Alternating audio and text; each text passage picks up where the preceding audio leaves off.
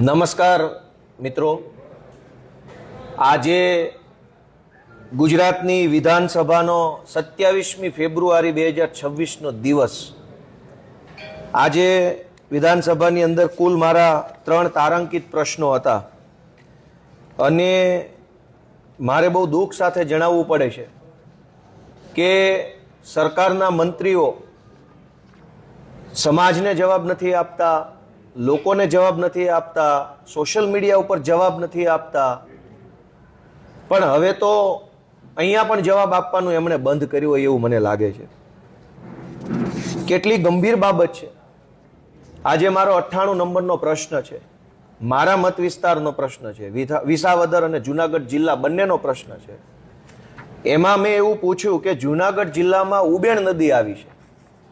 આ ઉબેણ નદીમાં જેતપુરમાં આવેલા જે કાંઈ ઇન્ડસ્ટ્રીયલ યુનિટ છે એમાંથી કેમિકલ વાળું ઝેરી લાલ પાણી નદીની અંદર છોડવામાં આવે છે અને આ લાલ પાણીના કારણે વિસાવદર મત વિસ્તારના કેટલાક ગામડાઓ, વડાલ ચોકી આસપાસના બધા ગામડાઓ અને જુનાગઢ મત વિસ્તારના મજેવડી અને એ બધા જે ગામડાઓ આવેલા છે એ ગામડાઓના કૂવામાં, બોરમાં, જમીનની નીચેથી લાલ પાણી આવે છે, કેમિકલ વાળું ઝેરી, પીવા લાયક પણ નહીં, સિંચાઈ લાયક પણ નહીં.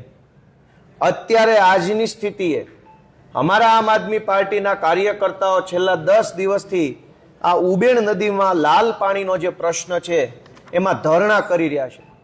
એનાથી એક સ્ટેપ આગળ કે હમણાં વર્ષ 1.5 વર્ષ પહેલા જૂનાગઢના ભાજપના ધારાસભ્ય માનની સંજયભાઈએ જૂનાગઢ જિલ્લા સંકલન સમિતિમાં પણ આ લાલ પ્રદૂષિત પાણીનો મુદ્દો ખૂબ તાકાતથી ઉઠાવ્યો હતો. ભાજપના ધારાસભ્ય એમ કહી રહ્યા છે કે ઉબેણ નદીમાં લાલ પાણી આવે છે, પ્રદૂષિત લાલ પાણી. હું એમ કહી રહ્યો છું કે ઉબેણ નદીમાં પ્રદૂષિત લાલ પાણી આવે છે.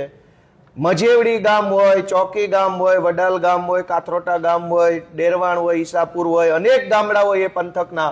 તમે એક પણ ગામમાં જાઓ તો પ્રદૂષિત ઝેરી કેમિકલ વાળું લાલ પાણી કૂવામાં આવે છે, નદીઓમાં આવે છે, બોરમાં આવે છે.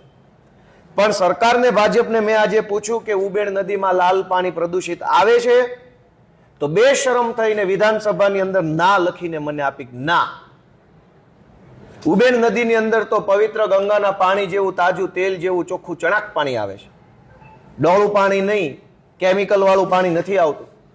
આખા જુનાગઢ જિલ્લો, જેતપુર અને એ આજુબાજુનો જે વિસ્તાર છે, ભેસાણ, જેતપુર, જુનાગઢ, એના ઓછામાં ઓછા લગભગ 40 થી 45 ગામડાઓની અંદર આ પ્રદૂષિત લાલ પાણીના કારણે ખેતી બરબાદ થઈ ગઈ છે. સિંચાઈ ન મળવાના કારણે લોકોએ હિજરત કરવી પડે એટલો ભયંકર ખરાબ માહોલ આ પ્રદૂષિત લાલ પાણીના કારણે.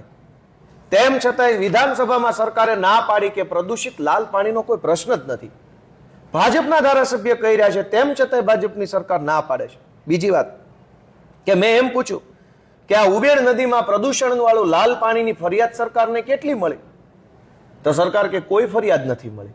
અરે લોકો ઉપવાસ ઉપર બેઠા છે, ધરણા ચાલુ છે, રેલીઓ ચાલુ છે, સોશિયલ મીડિયાની અંદર લોકો કેટલો વિરોધ કરી રહ્યા છે, પણ સરકારે મને લખીને આપ્યું કે એકેય ફરિયાદ અમને મળી નથી.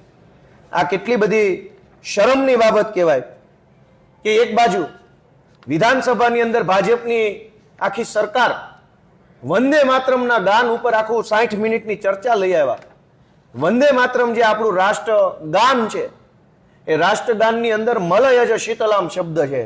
મલયજ શીતલામ એટલે સારી હવા, સુજલામ એટલે સારું જળ, સુફલામ એટલે સારા ફળ. એક બાજુ ભાજપના દિલ્હીથી લઈ ગુજરાત સુધી બેઠેલા નેતાઓ વંદે માતરમના નામે તમાશો કરી રહ્યા છે, પણ સુજલામ ક્યાં, સારું જળ ક્યાં, સુફલામ સારા ફળ ક્યાં? જો સારું જળ નહીં તો સારું ફળ નહીં તો સારું મલયજ શીતલામ સારી હવા નહીં, સારું પાણી નહીં તો ગંદકી, અને ગંદકીમાં કમળ ખીલે ના કીચડમાં સરકાર બેઠી છે. તમારે વંદે માતરમ ગાવું છે તો નદીઓના જળ સારા હોવા જોઈએ. જુનાગઢની ઉબેણ નદીમાં ભયંકર લાલ પાણીનું પ્રદૂષણ થઈ રહ્યું છે અને એ પ્રદૂષણ રોકવાની વાત તો પછી, પ્રદૂષણ થાય છે એવું સ્વીકારવા તૈયાર નથી. મારે આજે વંદે માતરમના નામે ગુજરાતની જનતાને છેતરવા આવેલી ભાજપની નકલી ટોળકીને એટલી જ વિનંતી છે કે વંદે માતરમ ગાવાનો હક અને અધિકાર તમને ત્યારે છે જ્યારે ગુજરાતની અંદર સુજલામ દરેક નદીઓનું જળ પવિત્ર હોય, એમાં પ્રદૂષિત પાણી ન હોય, કેમિકલ વાળું પાણી ન હોય, ઝેરી પાણી ન હોય એવી ગુજરાતની તમામ નદીઓ બને. ગુજરાતની એક એક નદી, કુવા અને તળાવનું જળ શુદ્ધ થાય. પછી સુજલામ સુફલામ બોલજો. ત્યાં સુધી બોલતાની મહેરબાની કરીને.